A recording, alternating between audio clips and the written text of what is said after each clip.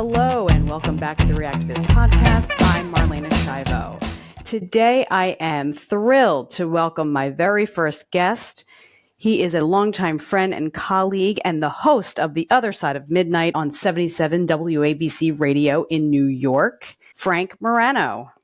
Welcome, Frank. Hello, Marlaina. It's great to be here. I've really become I've always been a fan of yours, but I'm become a great fan of the Reactivist. I enjoy your commentaries a great deal. I find them not only quite insightful, but pretty amusing. So it's great to finally be here. Well, it's great to have you. Okay, so we did radio last week together. You threw out the number 6 years ago that we started doing radio, but actually, Frank, we started doing it in 2013. Wow. Yeah. How is it that I have so much gray hair in that time and you don't have any? Someone is making a lot of money off of keeping my hair the color that it is. Got it. Okay. Okay. So let's start with the Trump trial, the hush money trial that's currently going on. So opening statements for today, but neither one of us really knows what was said so far. But over the weekend, most of the coverage was about whether or not Donald Trump was going to take the stand in this trial. Most lawyers will say don't take the stand because you could perjure yourself, and Lord knows Donald Trump would be an ace in the hole for perjuring himself. But what do you think? What are your thoughts on whether or not his lawyers will let him take the stand? You know, there's a couple interesting layers to that question. First, let's start with the fact that we're not able to, unlike almost every other state, we're not able to watch this trial. Now, here you have the historic first ever felony trial of a former president who also happens to be a major party presidential candidate. And whether you love Trump or whether you hate Trump, people are very interested in this trial, and yet we can't watch it, even though this is a public proceeding. New York is way behind the times. I mean, your former network, Court TV, built a whole day's worth of programming every single day out of covering trials. And yet here's what may be the trial of the 21st century, at least one of the 4 Trump trials of the 21st century. And we can't even see it. I think it's crazy. And I hope the judge decides to release a daily transcript of the trial online. So at the very least, we can read it to see what's going on. But I hope New York changes that law. But as far as, whenever you get into the business of predicting what Donald Trump is going to do, it's such a crapshoot because you just have no idea what Donald Trump is going to do. I don't know that Donald Trump has any idea what he's going to do. I think he definitely wants to testify and tell his story. And one of the things that I've heard from a lot of lawyers who have been solicited by Trump and have declined to work with him is that they don't want to work with him or they don't want to represent him because they're afraid that he doesn't listen to them. So I'm not sure how much his own lawyers will be able to influence his decision. I definitely think his lawyers are strongly urging him not to testify, not only because of the perjury trap you alluded to, but because of the fact that he then would open himself up to cross-examination and they could bring up a lot of things that might not play well for the jury and a lot of things that may hinder him in a presidential campaign that he doesn't necessarily want to bring out there once more. So if you're putting a gun to my head at the end of the day, I definitely think that he probably won't testify. But again, that's with the asterisk that you can't predict anything Donald Trump does. He's totally unpredictable.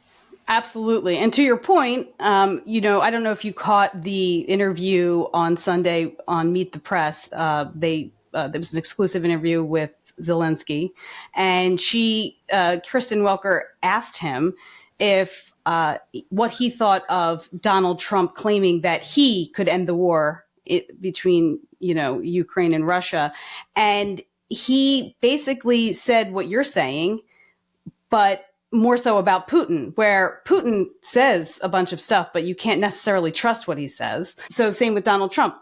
They're almost like the same person. Well, yeah, I would agree that they're unpredictable. I would think there's a pretty wide gap between the authoritarianism of Putin and where Donald Trump is. He may wish he had some of Putin's ability to rule in an unhindered way and throw some of his critics in prison. But I think Trump is even on his worst day a long way from where Putin is on his best. Do you think they are on the same level when it comes to being diabolical? I don't. One, I think Putin tends to be maybe a little bit of a longer term strategic thinker, whereas I get this sense with Trump that it's a lot more about the short term, today, tomorrow, next month, next year. Whereas with Putin, I get the impression that it's more of a 5-year, 10-year, 15-year thing down the line. No, and I also, I realize the Ukraine war is a little bit of a nuanced story, but I have a tough time seeing, even with some provocation, President Trump invading Mexico or Canada. So just with taking neighboring and invading country off the table, I think reduces your level of diabolicity. I mean, do you think, it sounds like you may think they're. No, I don't think so. No, I don't think they're the same person. I think people want to think that they are the same person. Just given the American culture in general, we have a democracy here. So I just think that we as Americans are conditioned differently than Russians in general. And so I just don't even think it's in our arsenal to be as diabolical. But just to put a pin in that in terms of Ukraine, because I really don't want to get into all of that. But I am talking this week about how the $61 billion was approved by Mike Johnson and it's going to Ukraine. Mm-hmm. So what do you think about the fact that the foreign aid was approved and is going to go through, and B, do you think it's going to make a difference and bring this conflict closer to an end? No, my answer to the latter part of your question is absolutely not. Again, I don't know. First of all, I feel terrible for anybody that's, especially innocent people, that's being subjected to this kind of war, which they didn't ask for. It's something that leaders, which they probably had minimal say in selecting, made the decision to engage in. And especially, I was reading last week the story in the Times about these people in Ukraine. They're lowering the draft age in Ukraine, and a lot of men don't want to be cannon fodder on the front lines.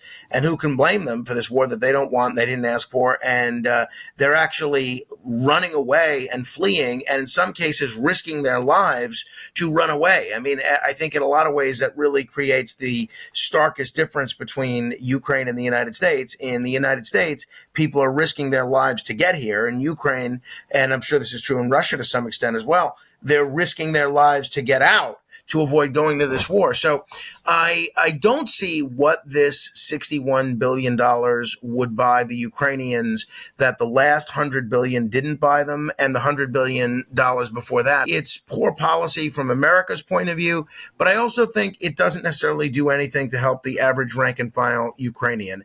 I wish that the United States would, and the West in general, would play more of a role in trying to effect a peaceful settlement. So for all those reasons, I think it was a mistake as far as I'm concerned. Okay, so back to Trump then, since he thinks he has the power to make this war end, do you think he has the ability to do so?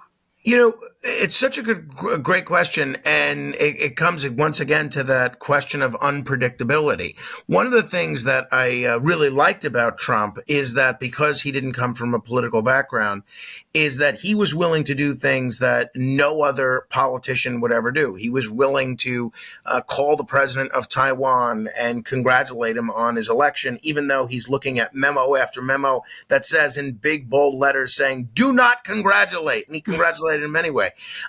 He had a summit with the dictator of North Korea, Kim Jong-un, which every foreign policy expert in the world, left and right, told him, don't do that, don't do that, don't give credibility to the Hermit Kingdom. And I think if you look at the number of nuclear tests and the number of hydrogen tests that were taking place before that summit and then after that summit, I think, Trump was right. And I think his instincts were better than where the experts were. But that being said, he also loaded his administration with all sorts of people that were the biggest neocons on foreign policy that would absolutely be continuing this Biden policy. Folks like John Bolton, General Mattis, General Kelly. So you just never know with Trump. That's the thing, is you could see the decent personal relationship that he has with Putin, which I think most people would acknowledge he's got a much better relationship with Putin than President Biden does, paying dividends and maybe getting him to a place where Putin's willing to negotiate an end to this.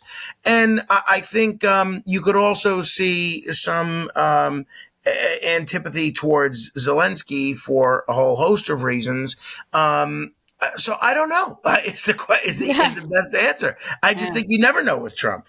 No, you don't. I do want to say this, even though it's kind of been talked about a lot, but I'd be curious to hear if you think that they were able to get a jury that could be unbiased. Now, obviously, you don't have a crystal ball and you don't have, insight into the minds of these people, but there's not one person, I would argue, in this, not only in this country, I would say in this world, that doesn't have an opinion on Donald Trump. I honestly think the answer is yes. While Donald Trump is a polarizing figure that is universally known and everybody probably has an opinion on Trump, I do think it's possible. I can't speak to these 12 jurors and five or six alternates in this case, but I do think it's possible to have an opinion about Trump as a person and as a political figure and not necessarily have it affect your opinion of his guilt or innocence in this case. I mean,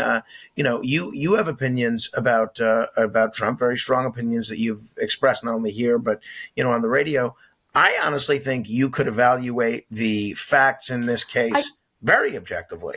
And I think you can not like Trump. You, Marlaina Schiavo, could not like Trump and still make the decision to come to the conclusion that, all right, well, this was not a crime. So I do think it's possible, but I think it's difficult, especially in a place like Manhattan. But I have to think that, it's such a novel legal theory.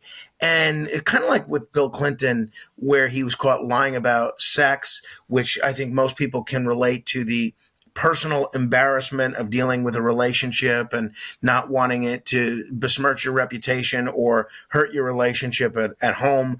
Whereas most people can't understand what it's like to deal with classified documents and treat them in a haphazard manner when they have national security implications. I think because of that, it's going to be very difficult, even in Manhattan, to get a conviction in this case, because I have to think there's going to be at least one juror that refuses to convict. So I would actually guess that, at least for the trial portion of this, that a hung jury in a mistrial is the most likely outcome. And if there is a conviction, because I've never seen a state case prosecute a federal crime in this manner before, I think there's a very good chance it could actually be overturned on appeal. But also the one other factor about jurors that sticks out in my mind, just from my court TV days and covering the Michael Jackson trial and covering the Casey Anthony trial, the jurors were subject to so much scrutiny, right? Because people couldn't believe that Casey Anthony, was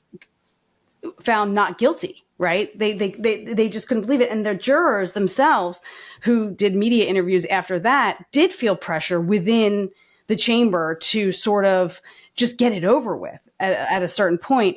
And then in the Michael Jackson trial, it was sort of the same thing, right? Like it's not just about the fact that you may or may not have an opinion about this person. Can you be biased unbiased? But it also comes down to that the conversations that go on in that room and how strong or weak you are in standing your ground on what you truly believe. And that could go a million different ways. So you're probably right. It probably might be a hung jury. I think it's a waste of time, to be honest.